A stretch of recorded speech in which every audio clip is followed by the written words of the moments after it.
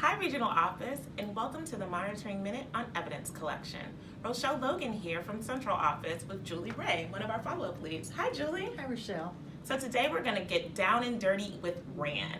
Julie, what type of evidence should the program specialist collect from the grantee to ensure we know what's going on with the RAN event? Great question, Rochelle. First thing I would like to say about RAN events is to make sure that the program specialists consider the emotional impact of RAN incidents that take place. There's a lot of emotion that is involved both in the classroom, with the child's family, and also with the staff in which this incident has occurred. So we want to be mindful of that as we're seeking to get the information. So as we're beginning to collect information, thinking through what we actually need to ask for, we want detailed incident report. So that can be whatever is submitted to the licensing standard body that governs your program.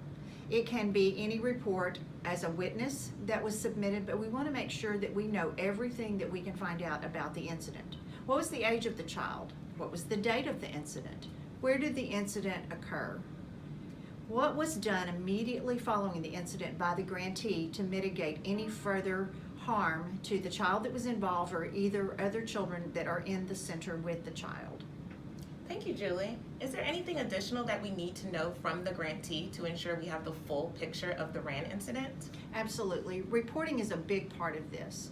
We want to make sure as we're talking to the grantee that we ask them for any different places that they reported this incident, such as child care licensing, child welfare services, the regional office, governing board, policy council, and most importantly, did they report this to the parents or family of the child or children that were involved?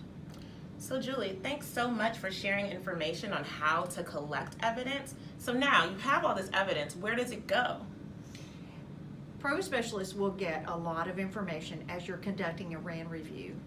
All of that information is important to consider as you're analyzing the incident. However, you probably do not or will not want to upload all of those pieces of information as evidence to the review. So as you're writing your narrative, what you want to ensure is that the evidence that you have collected matches the words in the narrative.